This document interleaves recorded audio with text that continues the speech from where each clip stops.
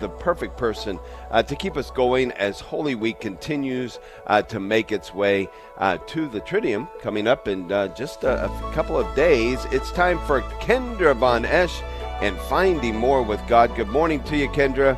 What in the world can we do as we continue our way in this Holy Week? Remain silent. I guess that's it. Kendra?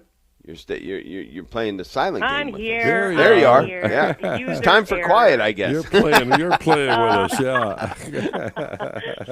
But you're right, Dave. It is time for quiet. I didn't mean to have my mute button on. Sorry. I love the dramatic effect there, yeah. Yeah, that's good. Morning voice. I know.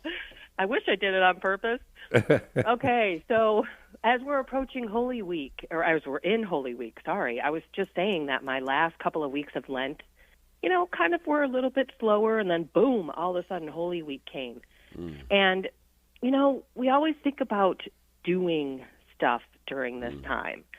And it's really an opportunity, as St. Margaret Mary and St. Faustina say, is to love Jesus, to accompany Jesus, to console his heart. So it's time to slow down. It's time to shut off the podcasts, even if they're good podcasts, good Catholic podcasts. It's time to rest and reflect and put yourself next to Jesus. Sometimes we read the Passion, in the Bible, and we think about it way back when. But God is out of space and time. So we can put ourselves right there with him. We can talk to him. We can comfort his heart, because that's what he's looking for. If you think about it, how many ran away? How many were at the cross? So he was very lonely and really just needed the love from all of those around him. And I think about Palm Sunday, when everyone's calling him the Messiah, and then a few days later they're yelling, "Crucify him." Can you imagine the emotional angst? Like, think about if that happened to us, where everyone we knew practically turned away from us in the time that we really needed them most. So this week, some people pray the sorrowful mysteries throughout Lent, but this week especially, we should pray the sorrowful mysteries and pray them slowly, reflecting, and again, just wanting to walk with Jesus and comfort him on the journey. Of course, we can make reparations, offer little sacrifices, give up the comforts. I don't know what I was thinking, picking up a dozen cookies during Holy Week, but I did.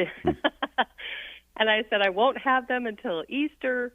So I wrapped them up in their own little parchment paper and shoved them in the freezer, and it has been a taunting temptation ever since Sunday. They're calling me from the freezer. But each time I say, "Not today, Satan," and I offer it up to Jesus. It's a little thing, but, sometimes you just want that cookie. And so we can do little offerings to the Lord as we go through this week. You can go to confession, too. Hopefully we got that in before this week, because it's hard. If you're thinking about going to confession this week, call your parish. Make sure you look at the bulletin, because sometimes on Wednesday they kind of shut it all down.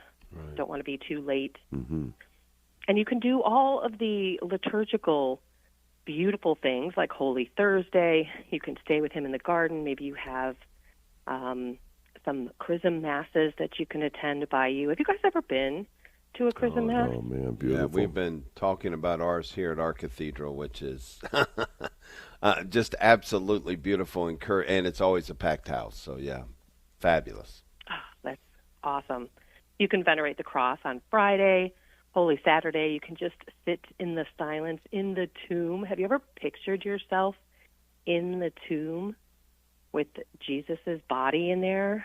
I haven't, but I'm going to this Saturday, because I was doing some research. What else can I do to shake up my Holy Week? So, of course, you have the Stations of the Cross, and you could read the Passion narratives, but it's really about offering love to not only Jesus, but those around us, being patient with everyone, preparing for Easter for all those people who do that out there, men or women, and being patient as you go to the grocery store because everyone and their brother is going to be there. Yeah. And just loving everyone, especially that relative that's coming that, pushes all your buttons. We have those, right? Oh, yeah.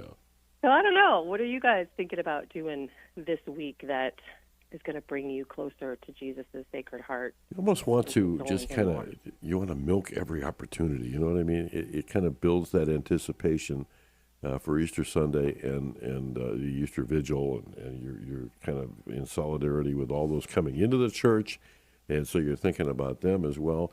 There are so many great opportunities these last few days, and those are great suggestions, because I can add that to it, and just the more you surround yourself with God's grace during this time, the richer you are for it. Amen. Dave? Yeah, I agree. Look, I think that you should add one new thing, each Lent, even each Holy Week. For me, it's going to be the visitation of the 7 churches, which I've never done before. I know in Tennessee that would be hard. I mean, you'd have to drive like 1,000 miles to get to 7 churches. I did want to say this because you brought it up. I did hear that all the adults in my family got a letter saying, be kind to that one adult that's difficult in my family. I didn't get one, so I don't know. Well, that should tell you something, Dave. I don't know. Right, exactly.